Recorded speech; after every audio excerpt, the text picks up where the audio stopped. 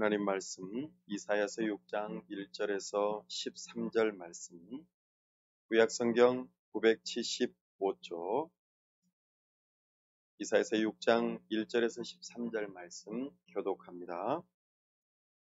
우시야 왕이 죽던 해에 내가 본즉 주께서 높이 들린 보좌에 앉으셨는데 그의 옷자락은 성전에 가득하였고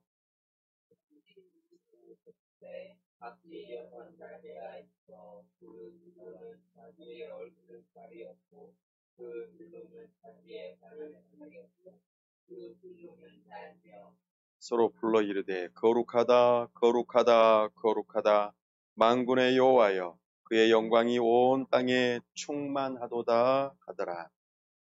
그렇지 화답하는 자의 소리로 말미암아 지방의 터가 유통하며 성전의 여기가 그때에 내가 말하되 화로다 나여 망하게 되었도다. 나는 입술이 부정한 사람이요 나는 입술이 부정한 백성 중에 거주하면서 만군의 여호와이신 왕을 배웠음이로다 하였더라.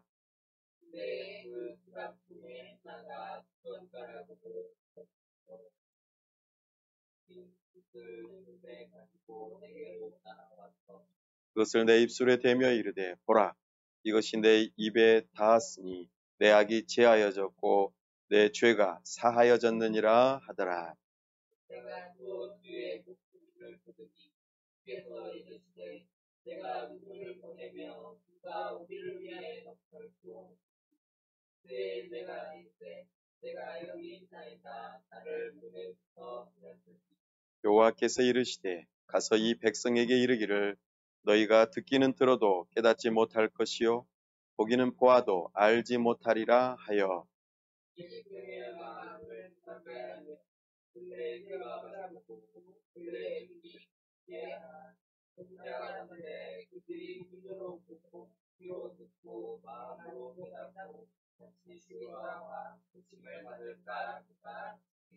내가 이르되 주여 어느 때까지니까 하였더니 주께서 대답하시되 성읍들은 황폐하여 주민이 없으며 가옥들에는 사람이 없고 이 토지는 황폐하게 되며 여호와께서 사람들을 멀리 옮기셔서 이 땅 가운데에 회한 곳이 많을 때까지 다 함께요. 그 중에 10분의 1이 아직 남아 있을지라도 이것도 황폐하게 될 것이나 밤나무와 상수리 나무가 배임을 당하여도 그 구루터기는 남아 있는 것 같이 거룩한 씨가 이 땅의 구루터기니라 하시더라. 아멘. 함께 기도하겠습니다. 하나님 아버지 은혜와 사랑을 감사합니다. 복되고 거룩한 주일 하나님 앞에 나아갑니다. 이 시간 우리와 함께 하시고 영광 가운데 임재하여 주옵소서. 이사야에게 나타나시고 말씀하시며 영광 가운데 임재하셨던 것처럼 우리에게도 하나님의 영광을 보게 하여 주옵소서. 하나님의 음성 듣기를 사모합니다. 우리에게 말씀하여 주옵소서. 우리가 하나님이 어떤 분이신지 우리를 향하신 하나님의 뜻이 무엇인지 깨달을 수 있도록 성령 하나님 은혜를 허락하여 주옵소서. 우리의 눈과 귀가 열리게 하여 주옵소서. 그리하여 우리의 마음 깊은 곳에서부터 하나님을 경외하며 사랑할 수 있도록 은혜 베풀어 주시옵소서. 우리가 하나님의 뜻 앞에 겸손하게 무릎 꿇고 순종하고자 결단하는 시간 되도록 이 시간 우리에게 은혜를 베풀어 주시옵소서. 하나님 아버지, 우리를 여기까지 인도하심을 감사합니다. 우리 하나님께서 앞으로도 인도하실 줄로 믿습니다. 우리의 갈 길과 우리가 만나야 할 동역자들과 우리가 세워야 할 교회 위에 우리 하나님께서 함께 하시고 우리 하나님께서 선하게 인도하여 주옵소서. 우리를 통하여 하나님의 나라가 이루어지는 역사가 있도록 은혜 베풀어 주시옵소서. 하나님 아버지, 이 나라와 민족을 불쌍히 여기시며 코로나19를 극복할 수 있는 참으로 지혜를 주시고 우리 하나님께서 은혜를 베풀어 주옵소서. 특별히 저 멀리 미얀마에 있는 영혼들에게 복음의 씨앗이 심겨지게 하시고 참으로 평화가 다시 찾아올 수 있도록 은혜를 더하여 주시옵소서. 이 시간 우리와 함께 하시고 은혜 베풀어 주시기를 원하오며 우리 주 예수 그리스도의 이름으로 기도하옵나이다. 아멘.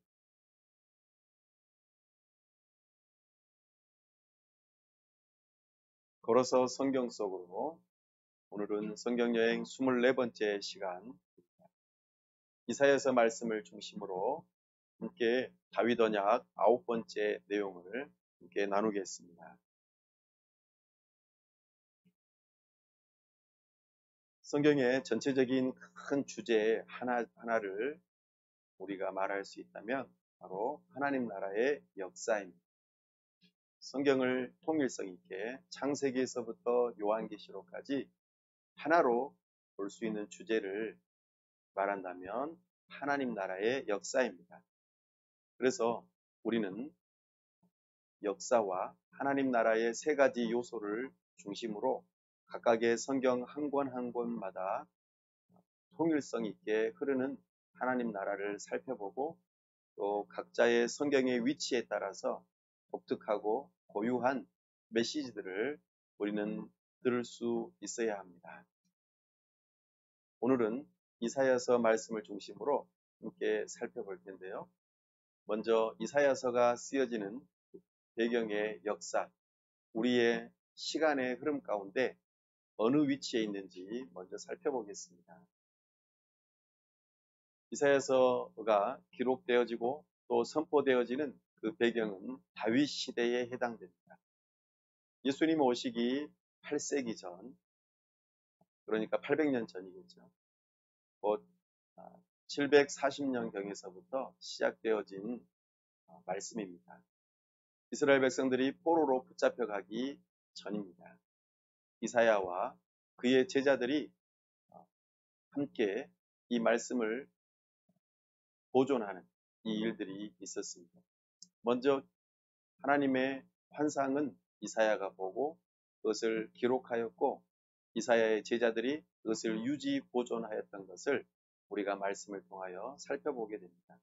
이사야서 1장 1절에서 이사야가 하나님 앞에서 선지자로 부름받은 것을 말씀하고 있고 이사야서 8장 16절에서는 그의 제자들에게 이 적힌 말씀을 맡기는 것을 우리에게 말씀하고 있습니다. 이사야 선지자는 남유다에서 주로 활동한 선지자입니다. 우리가 이런 시간적인 배경을 가지고 이사야서를 살펴볼 때에 고유함의 의미와 또 전체적인 흐름을 우리가 이해해 볼 수 있겠습니다. 시대를 우리가 구분할 수 있는 기준이 무엇이라고 했습니까? 그것은 언약입니다. 언약이 어떻게 선포되느냐에 따라서 시대가 크게 구분이 되어진다고 말씀을 드렸습니다. 그래서 과거 창조 언약부터 아담 언약, 노아 언약, 아브라함 언약, 모세 언약, 다윗 언약, 지금 다윗 언약의 그 시기까지 이르게 된 것이죠. 다윗 언약이 선포되어지고 그것이 실행되어지는 그 시기에 다윗 언약뿐만 아니라 그 앞선 언약들도 여전히 유효하게 계속해서 진행되어지고 성취되고 있음을 우리는 이사야서 말씀을 통해서도 발견합니다. 하나님께서 이 세상을 창조하시고 생육하고 번성하여 땅에 충만하게 하시는 그 일들이 여전히 이사야서에서도 발견되어집니다. 아담에게 언약하셨던 여자의 후손 누구입니까?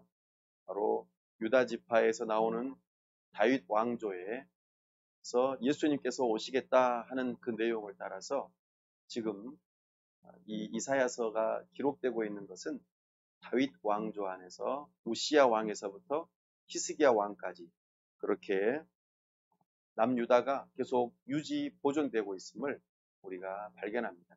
이 왕조를 통하여 예수님이 오셔야 되기 때문이죠. 뿐만 아니라 노아 언약을 통하여 자연 질서와 사회 질서를 보존하시겠다는 그 언약이 이 이사야서가 선포되고 있는 이 가운데서도 신실하게 성취되고 있음을 우리는 발견합니다.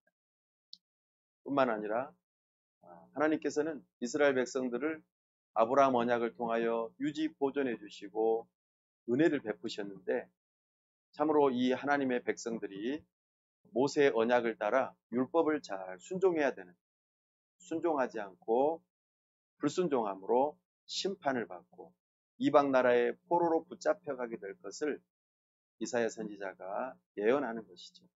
이것은 모세 언약의 성취입니다. 모세가 하나님으로부터 받은 언약을대로 너희가 말씀대로 순종하면 복을 받고 이 땅에서 오랫동안 살 것이지만, 불순종하면 이 땅에서 쫓겨나게 되고 심지어는 이방 나라의 포로로 붙잡혀가게 된다. 이 모세 언약이 성취가 되는 것이죠. 그러나 하나님께서는 그들을 아주 버리지 아니하시고 아브라함 언약을 기억하시고 다윗 언약을 기억하셔서 다시 회복시키시는 그 모습들을 이 이사야서에서 기록하고 그리고 말씀하고 있다는 것을 우리는 기억해 볼 필요가 있습니다. 그러면 이사야서는요, 전체적으로 어떤 구조를 가지고 있고 어떤 것을 주로 말하고자 하는지를 잠깐 살펴보겠습니다. 이사야서는 총 몇 장으로 이루어져 있습니까? 66장으로 이루어져 있습니다. 처음에 1장에서부터 12장까지는 유다의 포로로 붙잡혀가는 일과 또 회복되어지는 일에 대해서 미리 예언합니다. 1장에서 12장까지요. 이 내용이 이사야서 뒷부분 56장에서 66장까지의 내용에도 동일하게 나타납니다. 그리고 이사야서 13장에서 35장까지는 바벨론 왕과 이스라엘 주변의 여러 나라의 왕들이 멸망하고 심판받는 내용이 거기에 다 나옵니다. 그리고 이사야서 40장에서 55장까지는 여호와의 종이 출현하고 그리고 이스라엘 백성들을 다시 구원하시는 그 일들을 자세하게 예언조로 선포하고 있습니다. 그리고 이사야서의 가장 가운데 핵심이 되는 주제가 되는 내용이 담겨 있는 곳이 36장에서 39장까지의 내용인데요. 여기에 주된 내용은 하나님만을 의지하라. 다른 바벨론 왕이나 애굽의 바로를 의지하지 말고, 그리고 이스라엘의 왕도 의지하지 말고, 자기 자신도 의지하지 말고, 우상도 의지하지 말고, 오직 하나님만을 신뢰하고 의지하라고 하는 이 주된 내용이 이사야서 한가운데에 있습니다. 궁극적으로는 이와 같은 것을 메시지를 우리에게 주면서 하나님 나라의 역사 안에서 이사야서는 이런 주제를 말합니다. 이스라엘의 포로와 회복이라고 하는 이 주제를 이사야서를 통해서 말씀하고 있습니다. 이것은 대부분의 선지서에서 나타나는 주제와 연결되어집니다. 그래서 우리는 이사야서를 기록할 때에 이사야서는 66장으로 이루어져 있고 오직 하나님만을 의지하라고 했다. 그리고 주된 주제는 이스라엘의 포로로 붙잡혀가는 내용과 회복되어지는 내용이 이사야서에 가득 담겨 있구나라고 기억한다면 이사야서를 잘 읽는 것이라고, 또 이사야서의 긴 내용을 읽어가는 가운데에 길을 잃지 않는 좌표가 될 것입니다. 이제 오늘부터 우리가 다루게 될 성경들은 주로 선지서들입니다. 선지서. 그래서 선지서에 대한 내용을 잠깐 설명을 드리도록 하겠습니다. 선지서는 선지자들이 기록한 글들입니다. 선지자. 선지자라고 하는 말은 크게 두 가지 의미로 쓰여집니다. 하나는 선견자. 미리 본다는 말이겠죠. 미리 보는 사람을 선견자라고 합니다.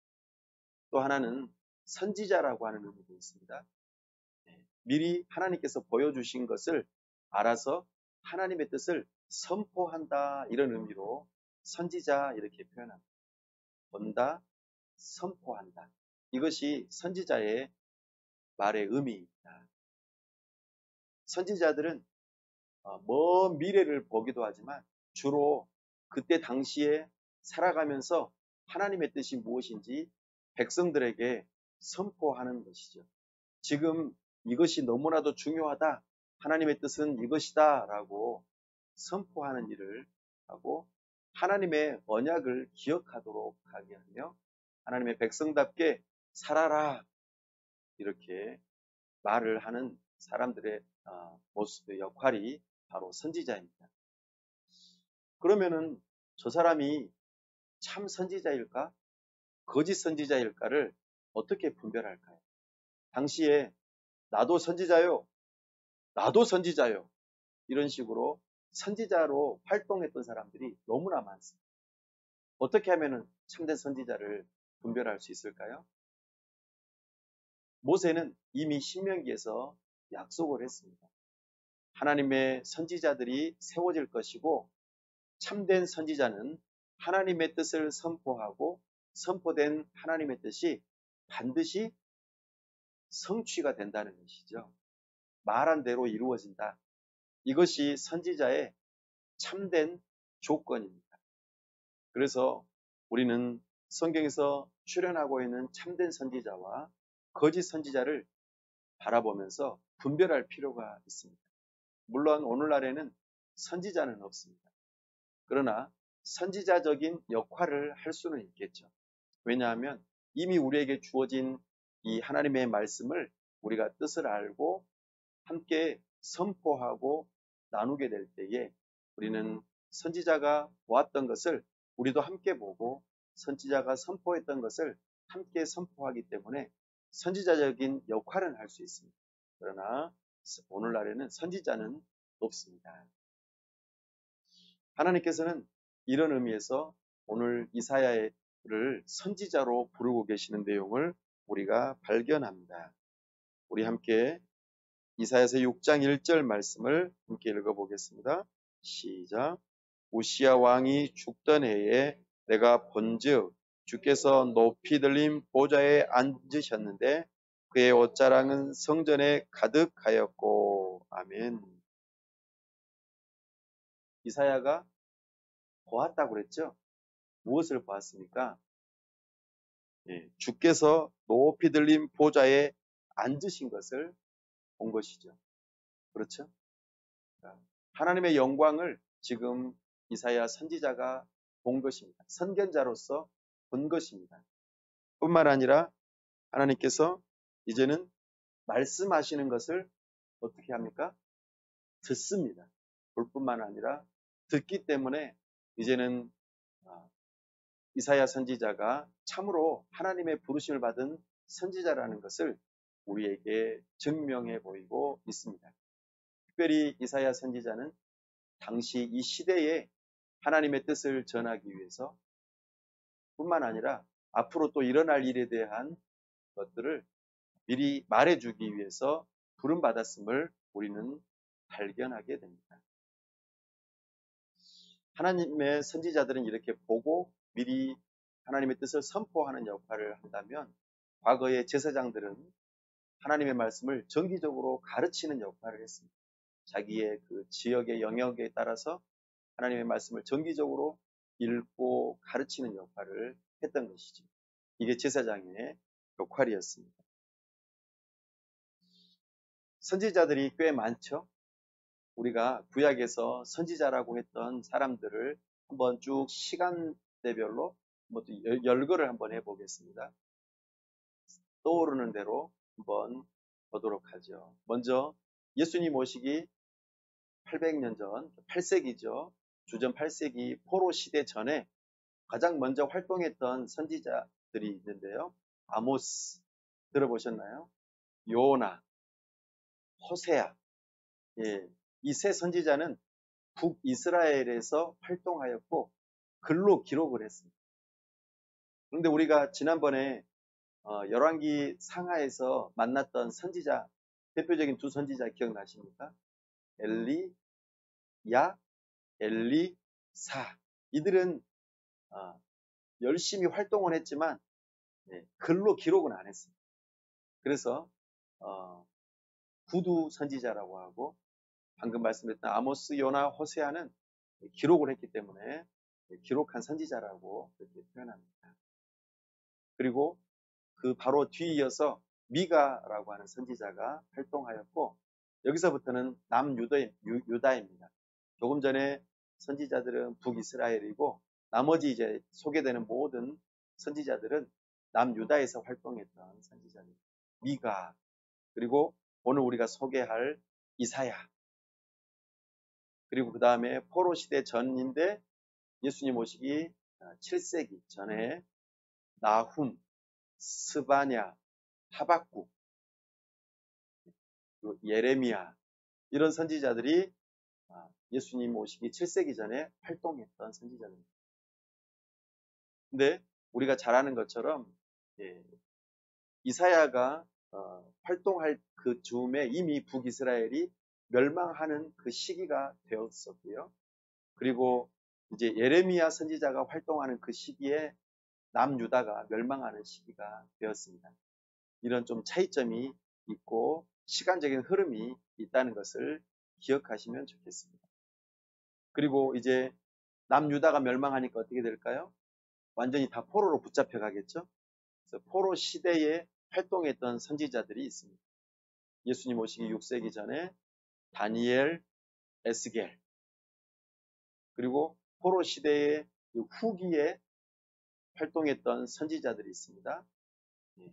오바댜, 학개, 스가랴, 요엘, 그리고 마지막 말라기. 이런 식으로 하나님의 선지자들이 시대의 순서대로 이렇게 활동했던 모습들이 있습니다. 제가 빨간색으로 표현해 놓은 선지자들은 대선지자들입니다. 그리고 나머지 선지자들은 소선지자들입니다. 그러면 대와 소는 어떻게 구분할까요? 엄청나게 위대할까요? 아니면은 엄청난 힘을 발휘했을까요? 아닙니다. 글을 많이 기록해서 대선지자, 조금만 기록해서 소선지자입니다. 그러니까 별 차이가 없습니다, 사실. 그냥 많이 기록했으니까 대선지자, 조금 기록해서 소선지자. 그래도 대선지자니까 뭔가 많이 기록하고 엄청난 일을 행한 거 아닐까요? 다 똑같습니다. 하나님 앞에서는. 이런 선지자들이 나오고, 특별히 이사야가 선지자들 중에서 어떤 대표적인 격으로 모든 내용들이 다 함께 담겨 있었기 때문에, 대부분의 선지자들이 말하는 내용들이 다 담겨 있기 때문에 이렇게 오늘 이사야를 먼저 소개하고 앞으로는 시간 순서대별로 조금 더 나누어 보려고 합니다. 자, 그럼 이제 이사야서를 본격적으로 좀 더 살펴보도록 하겠습니다. 이사야라고 하는 이 선지자의 이름의 뜻은 무엇일까요? 우리 함께 받아하겠습니다. 여호와는 구원이시다. 아멘. 여호와는 구원이십니다. 이것이 이사야 선지자의 이름의 뜻입니다. 아버지가 있는데요. 아버지의 성함은 아모스입니다. 그 유대인들의 그 전승에 따르자면 아모스는 그의 아버지 아모스는 유다 왕 아마샤의 형제였다고 그렇게 말합니다. 그러면은 이사야는 왕족이겠죠? 그는 결혼한 남자이고 아버지였으며 예루살렘 주민이었다고 이사야서에서 밝히고 있습니다. 그리고 유다 왕 므낫세가 가장 악한 왕이었습니다. 가장 우상도 많이 하고 아버지 히스기야를 닮지 않아 가지고 제일 악한 왕이 므낫세였습니다. 그때에 전승에 의하면은 죽임을 당했다고 말합니다. 히브리서 11장 37절에서는 토브로켬을 당했다라고 하는 그 주인공이 나오는데요. 그가 이사야는 주를 오늘 보았다고 6장 1절에서 말하고 있죠. 그리고 환상을 통하여서 통찰을 하나님께서 보여주시는 그 통찰력을 가지고 기록하고 있는 내용이 이사야서의 전체적인 내용입니다. 이사야는 상당히 장수를 했던 것 같습니다. 네 왕을 섬겼습니다. 네 왕 때에 지냈던 선지자이기 때문에 굉장히 장수했던 것으로 보여집니다. 예수님 오시기 740년부터 활동해서 681년까지 그렇게 활동했던 선지자로 보여집니다. 이사야 선지자가 주로 자주 사용했던 단어가 하나 있는데요. 기억해 놓으시면 좋겠습니다. 이스라엘의 거룩한 자, 이 표현을 이사야가 자주 했습니다. 이스라엘의 거룩한 자. 이사야서에서 25번 이상 나옵니다. 읽다가 이스라엘의 거룩한 자가 이렇게 하면은 확실히 이사야는 이런 표현을 잘하는구나 이렇게 생각하시고 전체적으로 이런 내용들이 나타납니다. 이사야서를 누가 썼을까? 사람들이 여러 가지 의견들이 사실 많습니다. 앞부분은 이사야가 썼고 가운데 부분은 이사야의 제자들이 썼고 맨 마지막 부분은 나중 사람들이 썼을 것이다 이렇게 말하는 사람들이 많은데요. 결코 그렇지 않습니다. 이사야가 썼고요.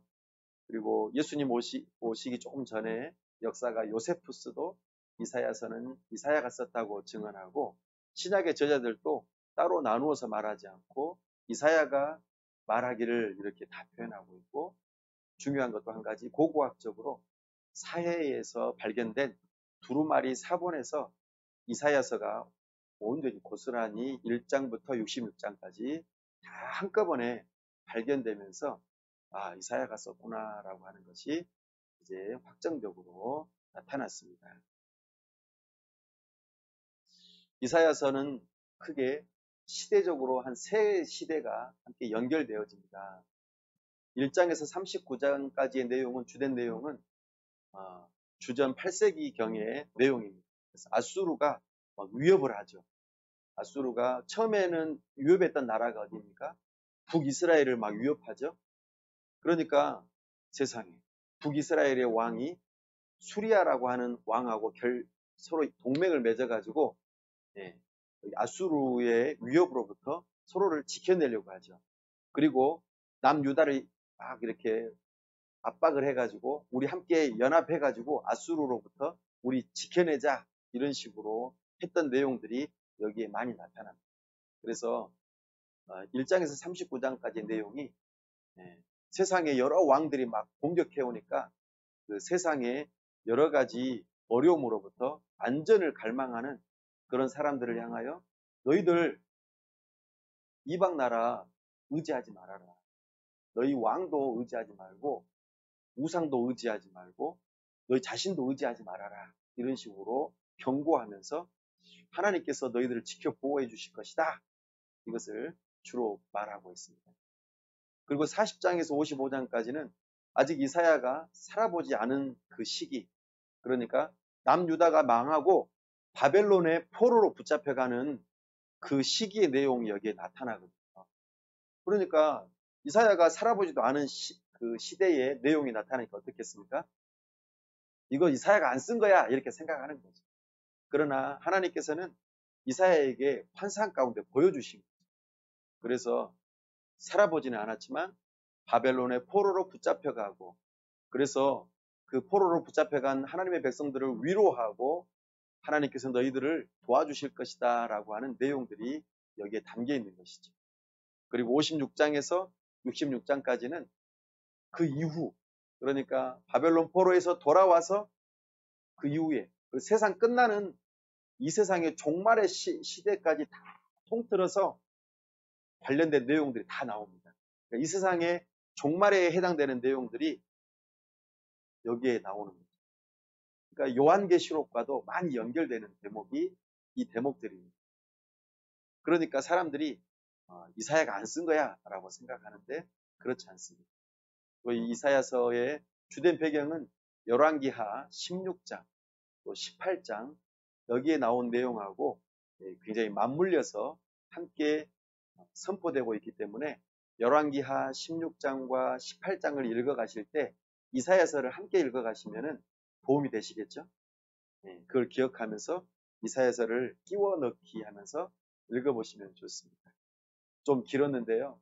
이제 하나님 나라의 세 가지 요소를 따라서 몇 가지 나누도록 하겠습니다. 하나님 나라의 요소 세 가지가 뭐였습니까? 첫 번째, 영토, 두 번째 백성, 세 번째 주권. 조금 전에 이제 역사에 대한 시간에 대한 내용을 나누었으니까요. 이제 영토, 그리고 백성, 주권에 대한 세 가지 내용을 나누면 이제 이사야서를 하나님 나라의 관점으로 보게 되는 것이겠죠. 이사야 선지자는 어디 주민이었다고요? 예루살렘 주민이었습니다. 그림에서 보는 저기 도시가 바로 예루살렘 성입니다. 저기는 솔로몬이 이렇게 다윗 성에서 확장돼 가지고 솔로몬이 더욱더 성전까지 이렇게 다 이렇게 길게 해놓은 도시입니다. 여기를 예루살렘 시온성 다윗성이라고도 하고, 성전이 저기 맨 꼭대기에 위쪽에 있는 곳이 성전에 해당되는 곳입니다. 이사야서에서는요 가장 많이 나오는 말이 시온 성전, 여호와의 전, 성산, 시온, 예루살렘, 이런 내용들이 굉장히 많이 나옵니다.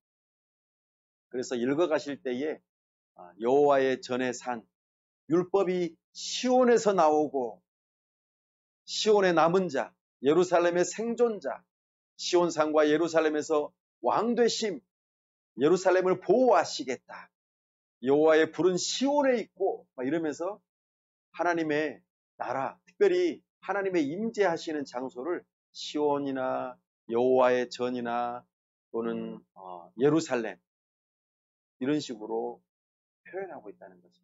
그래서 읽어가시면서 이런 내용이 나올 때에 하나님 나라, 하나님의 다스리심의 명칭으로 이런 표현들을 계속 하고 있구나라고 하는 것을 기억하십시오. 특이한 것은 고레스라고 하는 왕이 일어날 것인데, 그 고레스 왕을 통하여서 예루살렘이 다시 재건될 것이라는 내용도 이사야서에 나타납니다. 이런 일들을 하나님께서 이루시겠다라고 하시는 것이죠. 그래서 구속받은 자들이 시온으로 돌아오고, 시온은 거룩한 성 예루살렘이다. 이 예루살렘 성이 새 예루살렘이 될 것이다. 이런 식으로 표현하면서 하나님 나라의 영토를 향한 그런 단어들이 표현되고 있다는 것을 기억하시고, 이사야서를 읽어가실 때에 꼭 기억해 하셔야 될 단어가 하나 있다면 시온, 예루살렘, 거룩한 산, 이런 것들이라는 것이죠. 거룩한 산을 다른 말로 줄여서 성산이라고 합니다. 성산. 그리고 우리가 예수님께서 말씀하셨던 거 기억나십니까? 내 집은 만민이 기도하는 집이라. 이게 이사야서 56장 7절 말씀입니다. 예수님께서 인용하신 것이죠. 하나님께서 집으로 삼으시는 것, 만민이 기도하는 집으로 삼으실 것이라는 것을 말씀하고 있죠. 하나님께서는 이 성산, 시온, 예루살렘 성전, 이곳에 하나님께서 임재하시고 이곳에 오시겠다고 하시는 것이거든요.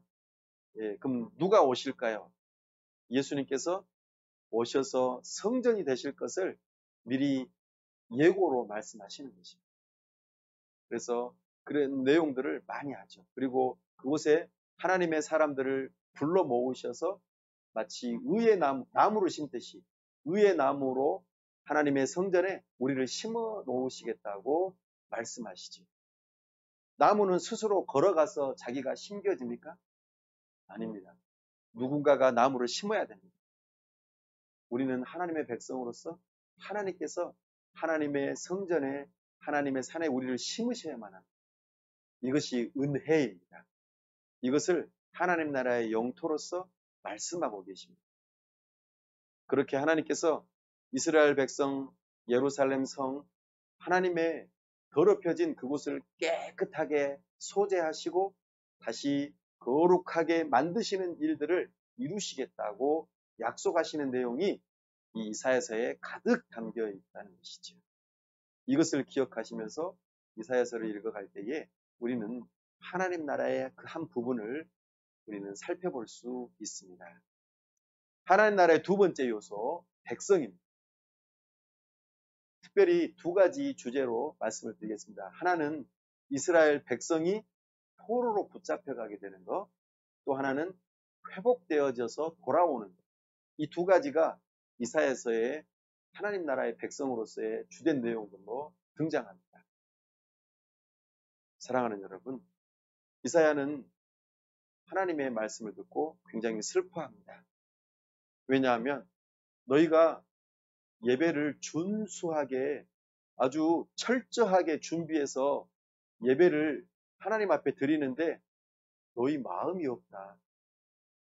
이것으로부터 시작해서 이스라엘 백성들이 죄가 있음을 선언하고 너희가 내 앞에서는 그럴듯하게 나아오지만 마음도 없고 너희 삶 가운데에 예배자로서 삶을 살아가지 않고 있구나 이러면서 비유로 표현하기를 내가 아주 극상품의 좋은 포도나무를 심었는데 나쁜 열매를 맺는 들포도를 맺는 그런 나무가 되어버렸구나 라고 책망하시는 거예요. 그러면서 너희가 하나님 나라의 백성답게 살아가지 못하고 포로로 붙잡혀가게 되는 그 이유들을 하나씩 하나씩 설명하십니다. 그리고 선포하시는 것이죠. 너희들이 나를 배신하였고 배역하여서 나를 떠나버렸다. 너희의 죄가 나 하나님과 사이를 갈라놓게 했다.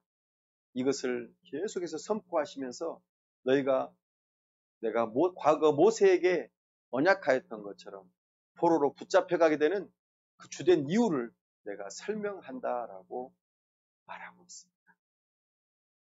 왜 그런 일이 발생했을까요? 바로 그것은 하나님을 신뢰하지 않았기 때문입니다. 왜 포로로 붙잡혀가게 된다고요? 하나님을 신뢰하지 않았기 때문입니다. 그러면 이스라엘 백성들은 누구를 신뢰했을까요? 첫 번째 받아합시다. 다른 왕을 신뢰했습니다. 네, 수리아와 북이스라엘 왕을 신뢰했어요. 그리고 그들과 동맹을 맺고 아수르의 위협으로부터 서로 힘을 믿고 의지하려고 했습니다. 그런데 결국에 어떻게 됐습니까? 북이스라엘이 망하고 그 수리아가 망하게 됩니다. 오늘날 시리아입니다. 당시에는 수리아라고 표현하고 오늘날에는 시리아라고 하는 나라입니다. 세상에. 수리아가 723년에 망하고 북이스라엘이 722년에 망하고 말아요. 그러면 이제 믿고 의지했던 나라들이 사라지니까 남유다는 어떻게 했어요? 아수르로부터 위협을 받을 거 아니에요. 그래서 아주 곤란한 지경에 이르게 되죠. 그래서 조공을 바치게 되고 겨우겨우 생명을 유지해 갑니다. 그런데 그때 히스기야 왕이 우리 이제 조공 안 바칠 거야 이러면서 담대하게 대적하죠. 그러니까 아수르 왕이 어떻게 해요? 너희들 까불어! 안 되겠어 하고는 18만 5천 명이 유다를 남유다를 예루살렘을 에워싸고 이제는 완전히 점령하려고 찾아온 것이죠. 그때 히스기야가 어떻게 합니까? 예, 하나님 앞에 선전포고한 선전포고문을 딱 내려놓고는 기도하잖아요. 하나님을 의지합니다. 하나님 도와주세요. 그때에 어떻게 하나님께서 응답하십니까? 하루 만에 하나님께서 몰살시켜버리잖아요. 그리고 아수르 왕이 고국으로 돌아가서 살해를 당하고 정권이 바뀌게 되는 엄청난 일이 일어나게 하시죠. 놀라운 일이 발생합니다. 하나님을 의지해라 하고 이사야 선지자를 통하여서 말씀하고 있습니다. 이사야 선지자가 그 히스기야 왕 다스릴 때에 활동을 했다니까요. 그 내용이 이사야서에 나타납니다. 36장에서 39장 사이에 그 내용이 나옵니다. 그런데 그 또 이후로 또 한 가지 이제는 남유다가 하나님의 이 도우심을에도 불구하고 하나님만 의지해야 되는데 이집트의 바로를 의지. 그러니까는 어떻게 합니까? 이제는 완전히 엄청난 일이 발생합니다. 아수르가 갑자기 망하거든요. 그리고 히스기야 왕이 사절단으로 왔던 아주 약한 나라 바벨론의 사절단에게 자기의 모든 보물을 다 보여줬는데 그것이 화가 되어가지고 바벨론이 이제는 남유다를 공격하게 되고 남유다가 망하는 계기가 되어집니다. 이렇듯 하나님을 의지하지 않고 다른 나라 왕을 의지할 때에 결국에는 남유다도 망하게 되는 것을 우리로 하여금 보게 하시고 결국에는 포로로 붙잡혀가게 되는 하나님 나라의 백성들의 모습을 보게 하는 것이죠.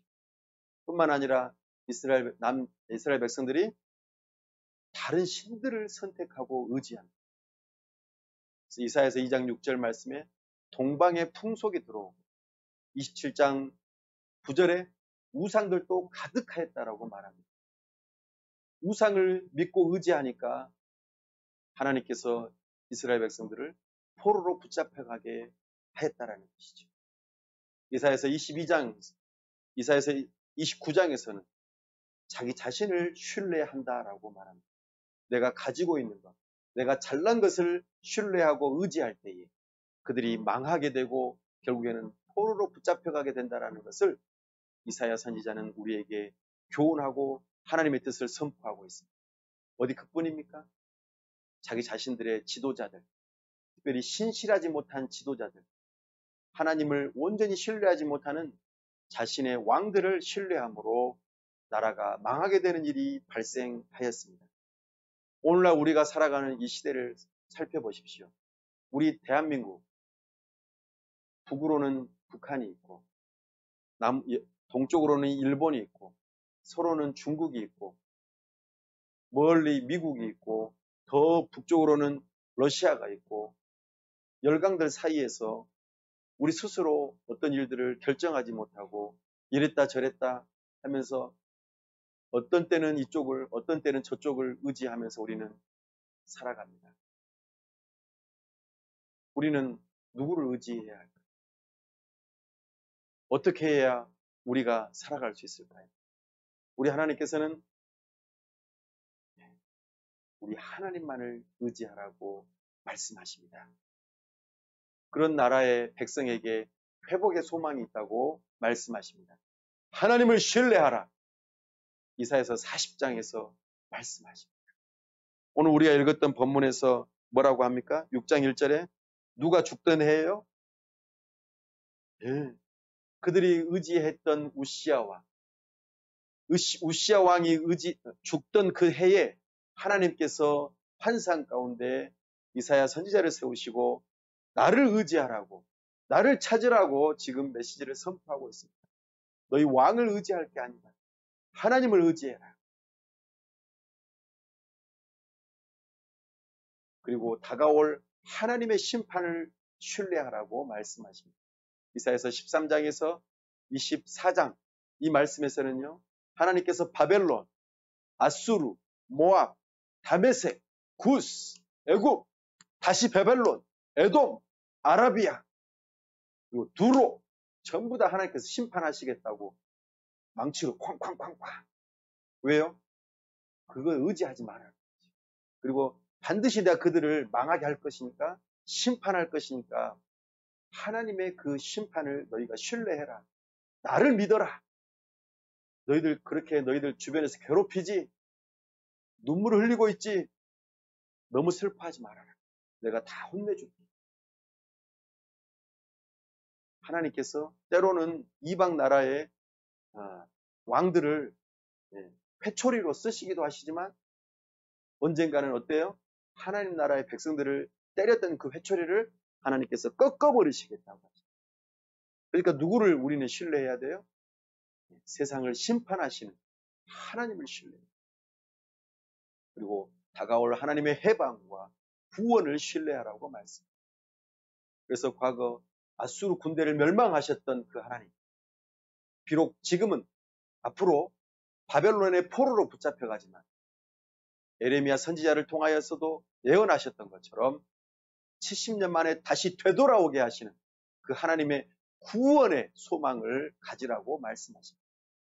그 일을 위해서 하나님께서 메시아, 왕을 보내시겠다고 약속하십니다. 이사야서 9장 6절에서 7절에는 한 아기가 우리에게서 나시고 그 아기의 이름이 임마누엘, 하나님이 우리와 함께 하시겠다 하는 그 내용, 메시아를 선포하고 계십니다. 장차 오실 그 메시아는 우리를 섬기기 위해서 오실 종으로서 그 종에게 소망을 두라고 우리에게 말씀하시죠. 그 메시아는 사람으로 올 것이라고 말씀하십니다. 유다 지파를 통해서 말이죠. 그가 누구라고요? 예수 그리스도. 그분에게 소망을 두라고 말씀하십니다. 이사야서 61장 1절에서 4절 말씀에 우리 예수님의 오심을 기억하게 하시죠. 하늘로부터 기름 부음이 있고 성령이 비둘기같이 오시고 가난한 자가 복음을 듣게 되는 그 역사를 미리 벌써 몇 년 전입니까? 700년 전에 선포했는데 예수님께서 오셔서 회당에서 말씀하시죠. 이사야 선지자의 말씀이 응하였느니라. 누가복음 4장 1절에서 4절 말씀에서 이사야가 선포했던 그 메시아가 곧 나다. 그 메시아를 기다리고 신뢰해라. 그럴 때 너희에게 회복의 은혜가 있다. 라고 말씀하고 있습니다.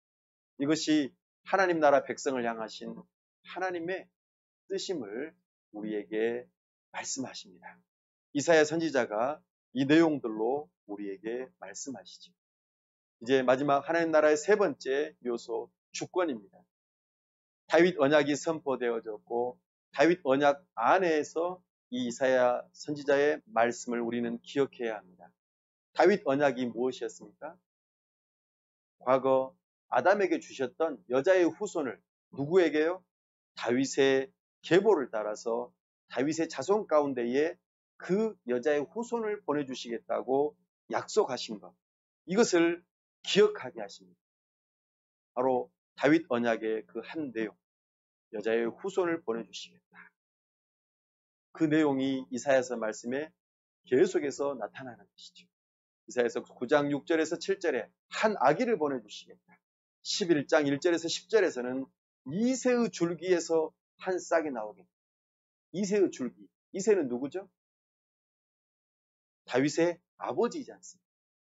그 계보를 따라서 여자의 후손을 보내주시겠다. 이사야서 16장 5절에서는 다윗의 장막에 인자함으로 왕위를 유지시켜 주시겠다고 약속하시죠. 이사야서 22장에서는 다윗의 집에 열쇠를 주시겠다고 약속하시고 33장에서는 시온성 거기에 장막을 다시 치시고 말뚝을 박은 다음에 다시 뽑아내지 않겠다고 약속하시고 37장에서는 유다족 속에 남은 자가 있다라고 오늘 우리가 읽었던 본문에서처럼 구루터기를 남겨놓으시겠다고 약속하십니다. 그리고 이사야서 55장에서도 다윗에게 은혜를 주시겠다. 이렇게 다윗 언약을 근거로 하나님께서 너희가 비록 나의 말을 불순종하고 나를 의지하지 않으므로 포로로 붙잡혀가지만 거기에서 끝나지 않고 다시 회복시키시고 메시아가 올 준비를 시켜주겠다고 약속하고 계시는 것이죠. 이 메시지가 선포될 때에 사람들은 들었을까요? 안 들었을까요? 안 들었어요. 들었으면 얼마나 좋겠어요. 안 들었어요. 참으로 안타깝습니다. 그들이 거룩하지 못한 모습을 우리에게 보여줍니다. 우리 5절 말씀 한번 읽어볼까요? 6장 5절 말씀입니다. 시작. 그때에 내가 말하되 화로다 나여 망하게 되었도다. 나는 입술이 부정한 사람이요 나는 입술이 부정한 백성 중에 거주하면서 만군의 여호와이신 왕을 배웠음이로다 하였더라. 아멘. 입술이 부정하고 이사야뿐만 아니라 모든 백성이 그런다지 않습니까? 이 부정함 가운데에 살아가는 이 사람, 이 하나님의 언약의 말씀을 안 들어요. 귓등으로도 안 듣는다고 그랬어요. 안 들어요.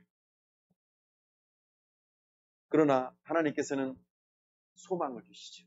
이사야 선지자의 입술에 핀 숯을 갖다 대시며 정결하게 하시고 그리고 하나님의 택함 받은 백성들을 거룩하게 하시고 그루터기로 남기시겠다고 약속하시죠. 그럼에도 불구하고 대부분 다 안 듣는데 대부분 한번 보시죠. 우리 9절 말씀 함께 읽어볼까요? 시작. 여호와께서 이르시되 가서 이 백성에게 이르기를 너희가 듣기는 들어도 깨닫지 못할 것이요 보기는 보아도 알지 못하리라 하여. 아멘. 그들이 10절에 보면은요. 마음을 둔하게 하고 귀가 막히고 눈이 감겨서 듣지를 않는데 하나님 말씀 보지도 못하고 그러니 당연히 포로로 붙잡혀 가겠죠. 이렇게 하나님의 선지자들은 하나님의 백성들이 듣지도 않는데도 불구하고 뭘 해야 돼요? 하나님의 뜻을 선포해야 돼요. 그러면은 여러분들 어떻습니까? 우리 삶 가운데에 예수님 믿으세요. 천국이 가까이 왔습니다. 지옥에 들어가시면 안 돼요. 어서 예수님 믿읍시다. 죽으면 이제 끝입니다. 더 이상 소망이 없습니다. 이렇게 전도해도 사람들이 들어요, 안 들어요? 안 들으면 어떻습니까? 우리 마음속에서 내가 괜히 전도하러 나. 내가 괜히 말했다. 나 기분 나빠서 나 못하겠다. 우리 전도 막 하기 싫잖아요. 그러나 하나님께서는 그것이 당연하다고 말씀하시죠. 그것이 당연하니까 우리 할 일은 뭐라고요? 계속해서 선포하라고 말씀하십니다. 이것이 우리 주님께서 이사야를 부르시면서 그들을 향하신 하나님의 뜻을 지금 선포하고 있습니다. 그럼에도 불구하고 하나님께서는 하나님의 백성들을 남겨놓으시겠다고 하시죠. 불순종하는 그들을 향하여서 하나님께서는 심판하시고 황폐하게 하시겠다고 하십니다. 어느 정도로요? 11절에 보니까 성읍들이 황폐하고 주민이 없고 가옥들에도 사람이 없고 토지가 황폐하고 사람이 없으니까 농사도 안 지을 것이고 사람이 없으니까 도시도 청소도 안 할 것이고 유지보수가 안 되니까 어때요? 무엇들이 많이 오겠어요? 이제는 벌레들이 많고 그리고 동물들이 막 찾아오고 식물들이 막 점점 더 점령하겠죠? 도시가 황폐해지게 되는 것이죠. 그래서 사람들을 멀리 옮기시겠다고 말씀하십니다. 그러나 하나님께서는 황폐하지만 비록 밤나무와 상수리 나무가 배임을 당하여도 구루터기는 남겨놓으시겠다. 이것이 하나님의 소망의 메시지입니다. 이 내용이 지금 이사야에게 들려졌고 이것을 하나님의 백성들에게 선포하고 있습니다. 사랑하는 여러분, 오늘 이사야서를 통해서 우리는 복음을 들으셔야 합니다. 무엇입니까? 예수 그리스도는 우리와 함께 하시는 하나님이십니다. 예수 그리스도는 영원히 다스리게 될 아이로 오십니다. 예수 그리스도는 다윗의 왕위의 소망이십니다. 예수 그리스도는 여호와의 영광이십니다. 예수 그리스도는 그 영광을 받기 전에 고난받는 여호와의 종으로 오셔서 십자가에 못 박혀 죽으시는 그 일을 감당하십니다. 그리고 사람들에게 구원의 복음을 듣도록 기름 부음 받은 복음의 전파자로 예수 그리스도께서 이 땅에 오셨습니다. 그리고 모든 악을 이기시고자 피투성이가 되셔서 그렇게 싸우시고 결국에는 어떻게 하십니까? 승리자가 되십니다. 우리를 구원하실 수 있는 능력이 되시는 메시아이십니다. 이것이 우리가 이사야서를 통하여서 들어야 할 복음이신 것이 말씀을 정리합니다. 오늘 우리는 이사야서를 통하여서 이스라엘의 포로와 회복이라고 하는 주제를 들었습니다. 하나님 나라 백성의 거역과 이에 따르는 심판이 있음을 우리는 들었습니다. 그리고 많은 이스라엘 주변에 나라들이 있는데 그 나라들이 세워지고 망하는 이 모든 일들이 하나님의 주권적인 다스림 안에 있음을 우리는 이사야서를 통하여 발견합니다. 이때에 우리는 이사야 선지자를 통하여서 귀 기울여서 들어야 될 질문 한 가지. 우리는 누구를 신뢰하고 의지할 것인가? 이 목소리를 들으셔야 합니다. 우리는 누구를 신뢰하고 의지할 것인가? 사랑하는 여러분, 우리는 내 자신을 의지했다면 통회하셔야 합니다. 어떤 힘 있는 사람을 의지했다면 우리는 회개하셔야 합니다. 어떤 유력한 대통령을 의지했다면 우리는 그 소망을 내려놓으셔야 합니다. 우리의 유일한 소망은 예수 그리스도. 오직 성삼위 하나님만이 우리의 유일한 소망이십니다. 통회하고 회개하는 겸손한 자들에게 회복을 허락하십니다.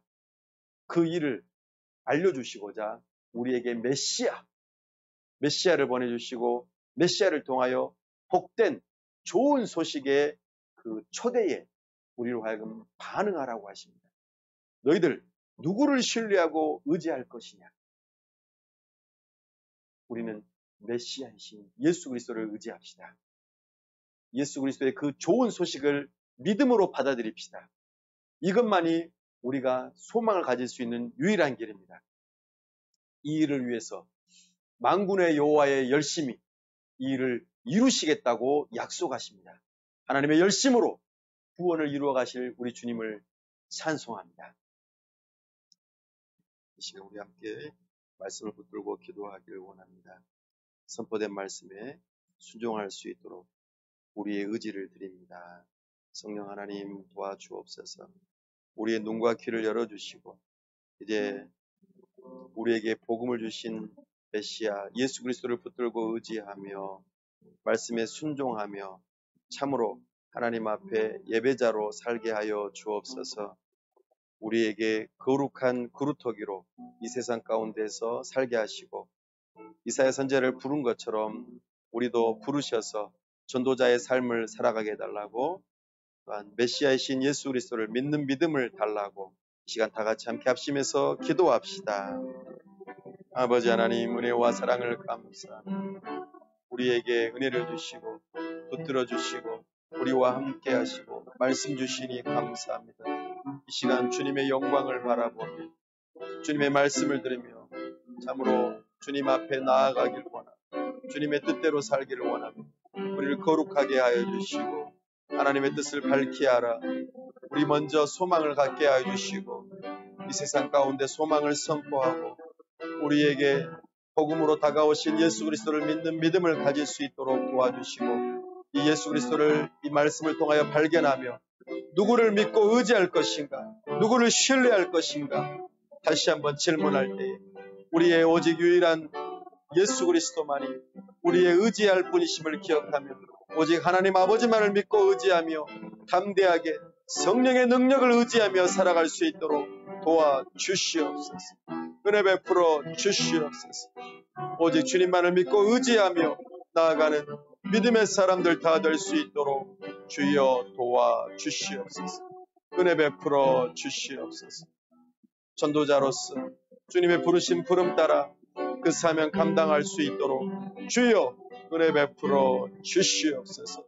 주여 도와주시옵소서. 은혜의 연애를 더하여 주시옵소서.